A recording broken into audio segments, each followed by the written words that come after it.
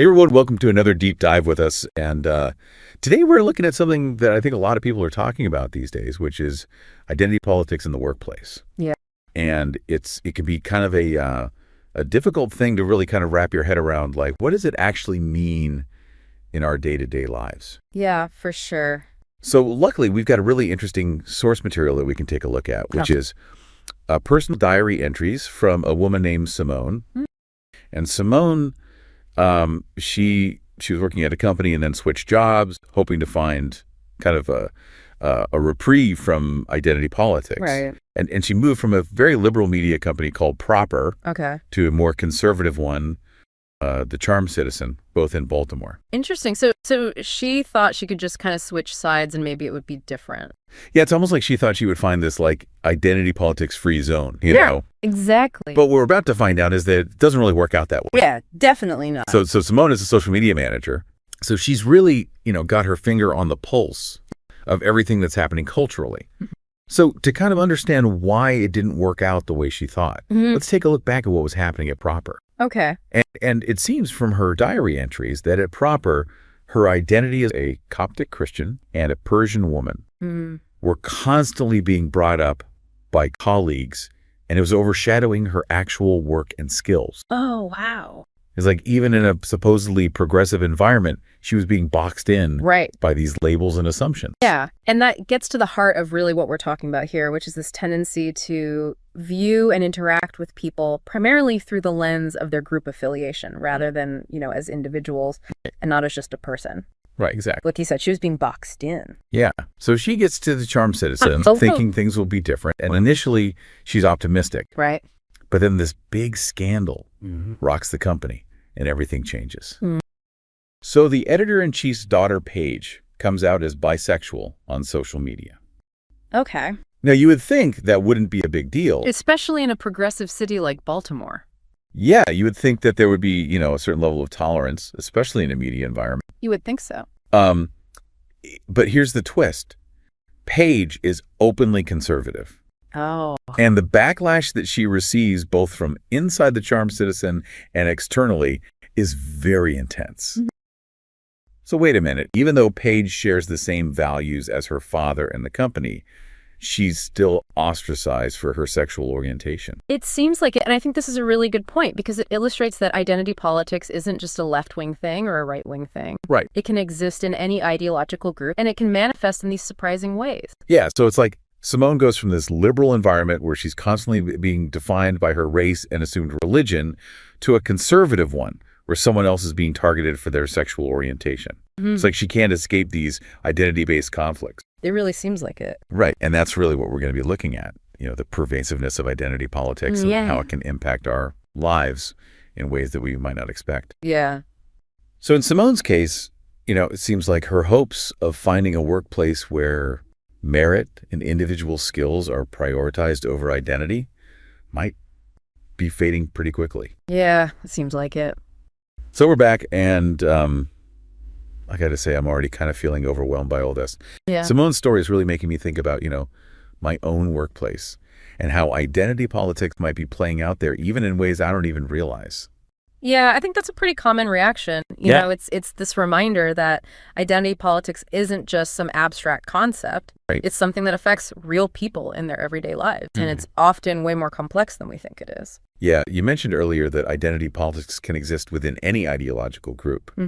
I'm curious, though, how does it actually manifest differently in liberal versus conservative spaces? Like, are there different types of identity politics?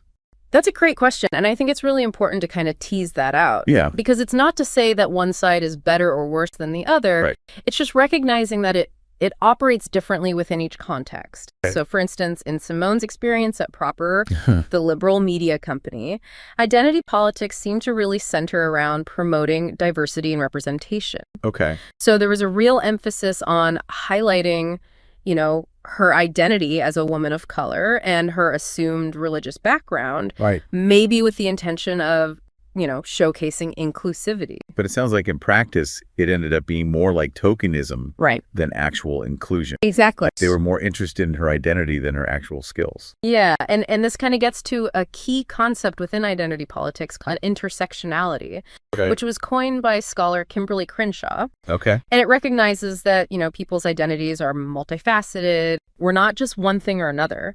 We hold multiple identities that intersect and influence our experiences. Right. So in Simone's case, she was being seen primarily through the lens of her faith, her ethnicity, which kind of overshadowed other aspects of her identity. Right. So it's like this attempt to be inclusive kind of backfired. Right. Because it ended up reducing her to just the single aspect of her identity. Exactly. Now, in contrast, at The Charm Citizen, the conservative company Identity Politics seems to revolve more around upholding traditional values and social norms. Okay. And in this case, Paige's sexual orientation was seen as a challenge to those norms, even though she identifies as conservative. It's almost like there's this unspoken rule book in each space that dictates which identities are acceptable and which ones aren't. Exactly. And if you deviate from those expectations, then you're going to face backlash regardless of your political beliefs. And that's what's so interesting about all of this. Yeah. It highlights this inherent tension within identity politics. Yeah. Okay. On the one hand, it can be a force for positive change. Right. Empowering marginalized groups, challenging systems of oppression. But on the other hand, it can also lead to division and exclusion and just a narrowing of perspectives. Right. So how do we navigate this tension? Right. I mean, Simone's story makes it seem like no matter where you go, you're going to encounter some form of identity politics. Is there any way to escape it? That's the million-dollar question. Yeah. And honestly, there's no easy answer. Okay. But before we jump into, potential solutions or strategies, I think it's helpful to delve a little deeper into the kind of psychological underpinnings of identity politics. Okay. Because it's not just about political ideologies. It's also about how our minds work. Okay. So take us down the rabbit hole of psychology. All right. So one key factor is something called social identity theory, which was developed by Henri Tajfel and John Turner back in the 1970s. Yeah. Essentially, it suggests that we derive part of our self-esteem and sense of belonging from the groups we identify with, whether it's our race, religion, political affiliation, or even our favorite sports team. It's part of human nature. So we're naturally drawn to people who share our identities. Right. And we might even view them more favorably than those who don't. Exactly. It helps us form social bonds and navigate the world, but it can also lead to something called in-group bias. Okay. Where we favor members of our own group and potentially discriminate against those outside our group. And I'm guessing that in-group bias plays a big role in identity politics. Absolutely. When we view the world through the lens of our social identities, it can really distort our perceptions and lead us to make judgments based on, group affiliations rather than individual merit. Right. This can be especially pronounced when there's competition or conflict between groups, as we see in Simone's case. Right. It's like everyone is retreating to their respective corners, armed with their identity shields. Yeah. And it becomes impossible to have a productive conversation or just appreciate each other as individuals. That's a great analogy, and it's a trap we can easily fall into if we're not careful. But the good news is that understanding these psychological mechanisms is the first step toward mitigating their negative effects. So how do we do that? How do we break free from this cycle of in-group bias and identity-based conflict? That's what we'll explore in the final part of our deep dive. Okay. We'll look at Simone's experience as a case study and consider some practical strategies for fostering, more inclusive and equitable work environments, even in the face of these deeply ingrained psychological tendencies. Okay, so we're back. And honestly, after that last part, I'm feeling a little bit discouraged. Yeah. It seems like identity politics is just everywhere, baked into our brains. Yeah. And there's just no escaping it. Yeah, I understand why you feel that way. It can be pretty disheartening to realize how deeply ingrained these biases and tendencies really are. But remember, awareness is the first step towards change. Okay. We can't address a problem if we don't acknowledge it exists. Okay, so we're aware, but what now? What can Simone or anyone really do to navigate these complex dynamics in the workplace? It feels like a losing battle. It doesn't have to be. Okay. While we can't simply, erase our social identities or the psychological mechanisms at play, Mm-hmm. we can learn to manage them more effectively. Okay. Think of it like a muscle. Okay. The more we practice recognizing and challenging our biases, Right. the better we become at creating more inclusive and equitable environments. So what does that actually look like in practice? Sure. Give me some concrete examples. Okay, well, let's go back to Simone's experience at Proper. Okay.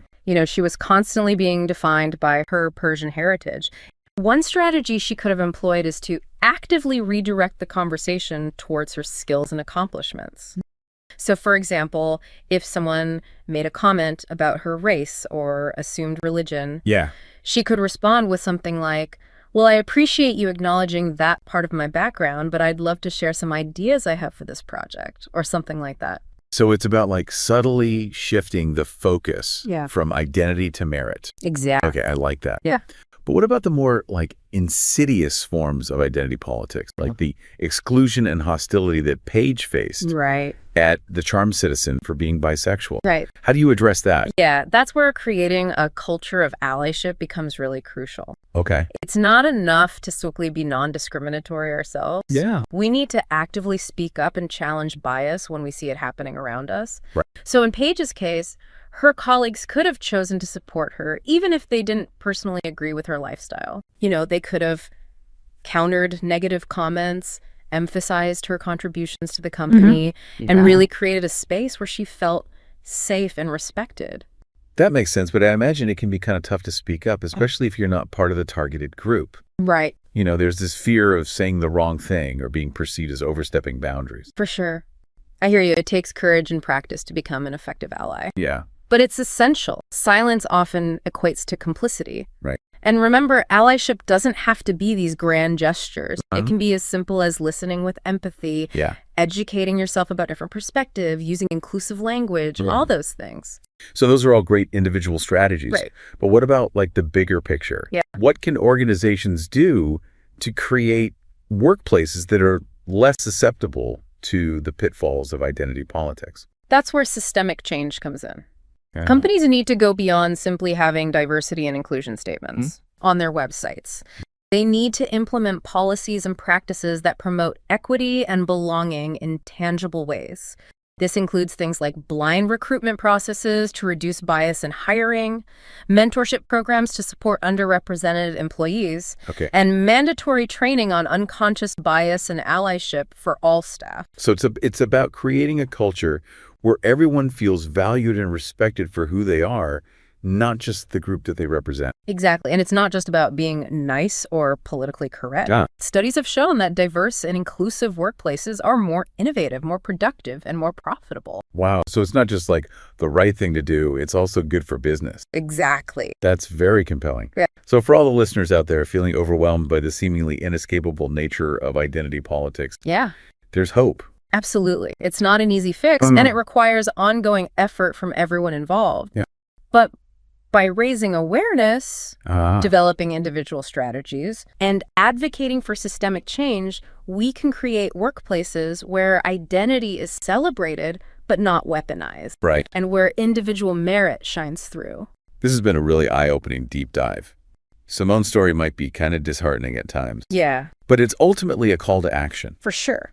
It's a reminder that we all have a role to play in fostering more inclusive and equitable environments. Absolutely. So to all of our listeners out there, take what you've learned today and apply it to your own lives. Yeah.